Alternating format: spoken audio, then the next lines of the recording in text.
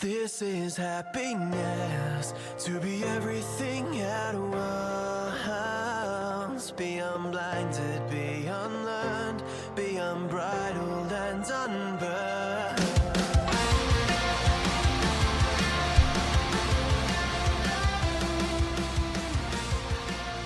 Hey everyone, and welcome back to a brand new episode of Mood Prep. My name is Dave Nixon, and today I want to delve into a topic that came up in the webinar in the Coaches Circle, which will soon change to Mood Prep U, which is the group that I run, where I run a weekly webinar and also do one-on-one coaching with each person in that group. There's 3 different stages, from people who are just in there for the webinars and they tune in weekly, through to people who are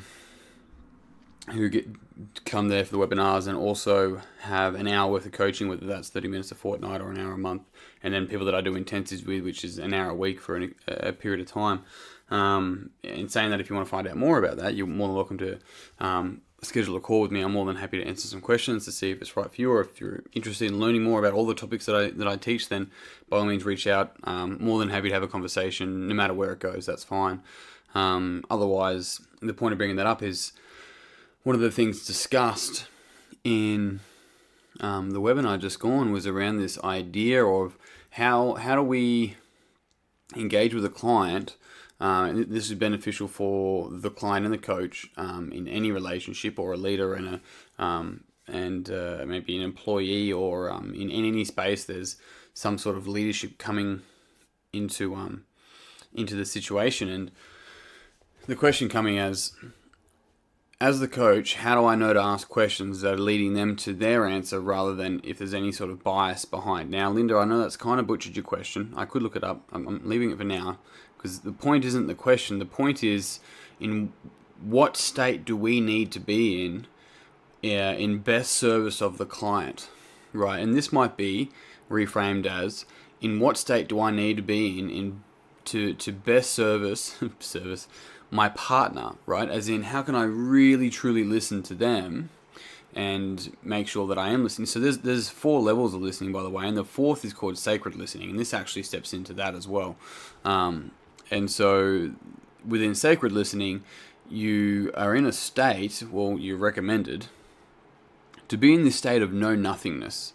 Now, if you could potentially combine this know-nothingness with curiosity, then you're in a beautiful state to be able to really coach, because we have to be careful. And so this is a real important distinction, that a lot of people may call themselves coaches, and I know I've done this in the past, when developing and learning, where they're simply just telling people what to do. They're giving people answers to their questions. They're haphazardly creating codependent patterns, and coming from a place of what I know, and this is what you should do, and then now I'm the coach. It's like, well, a coach and coaching is heavily based upon the client has all the information, and I don't know their experience. I know my experience of the words they use, but if I'm in a state of know-nothingness, then I'm curious. I can really start to question the detail to truly understand, make a movie in my mind, that is, as a coach, of what they're describing. So especially if you get a client or somebody who's really quite global, and start to really ask them from this empty know-nothing state of okay, so I know how I use that word and what that means to me. How are you using that word? Because otherwise what happens is people will say, I'm just really tired. And when someone says tired, I would naturally go, okay, well, I know what tired is for me. I can imagine that. And I go, oh, I know how you feel. It's like, no, you don't. You know how you feel when you use the word tired. The other person may have a completely different experience. And so this is the subjectivity of our life. And so this is where it's really interesting and moves into semantics. And it is important to really understand. Otherwise, what we're doing is we're simply grabbing someone's conversation. And if we already have a layer of our bias, of what we think people should be doing, or what we think the problem is, and then we simply grab their words and then layer our experience over those words and start giving advice and call it coaching, it's like, this isn't coaching, right? It's consulting, and it's not really helping that person or advising that person maybe to the best. Maybe it's just simply feeding some of your programs. And so this know-nothing state is often a beautiful state. And so I use the analogy, and what I often do for myself is that I kind of imagine having this big white mug, and it kind of sits in my chest. It's like slightly bigger than a football. And when I find myself sort of full of thoughts or ideas or emotion, or I'm ahead of where the person's talking, I imagine this mug and I just empty everything in it, and then I have an empty mug. And all of a sudden now I'm curious to try and grab some of the things that they're saying and figure out, can I get that, and can I put it in the mug?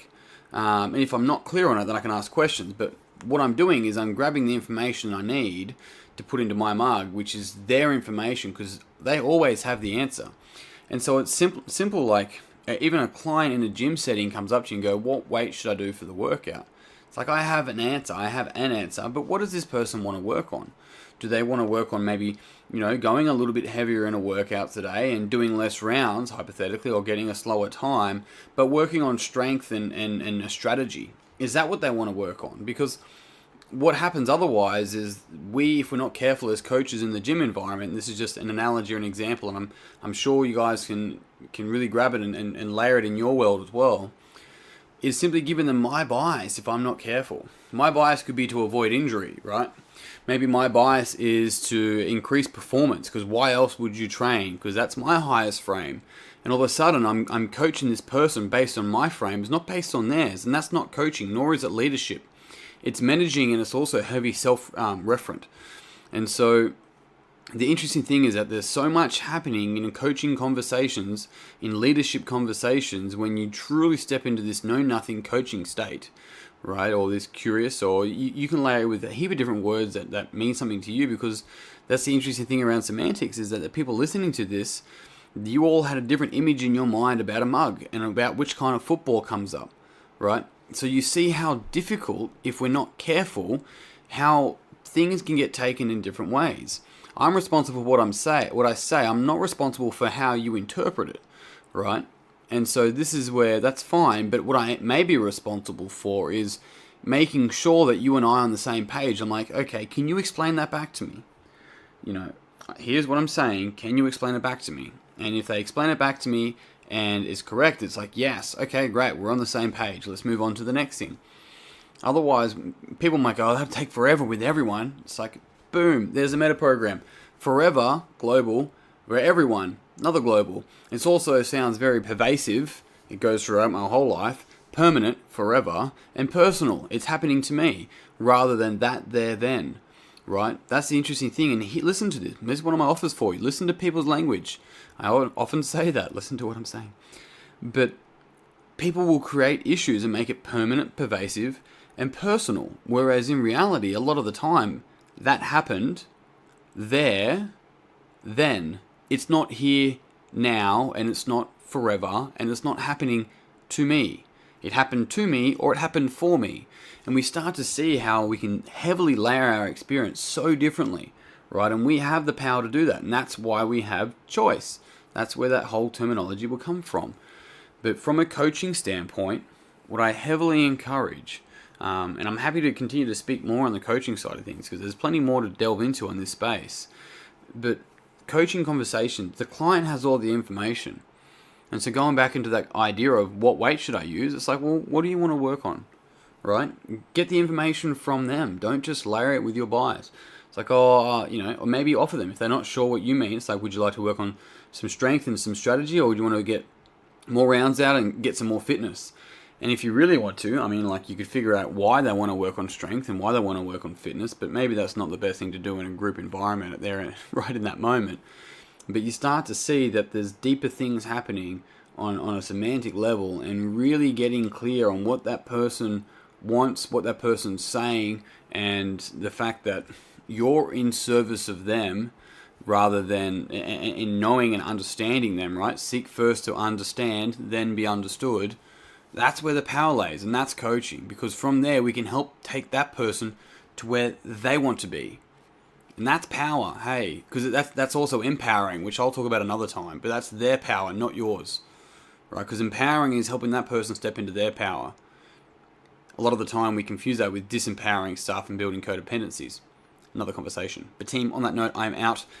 As always, thank you very much for tuning in. If you found this podcast beneficial, it would mean the world to me if you'd pass it on to someone else that you think would also find it beneficial. I have the Mood Prep Weekender coming up on March the 9th and 10th.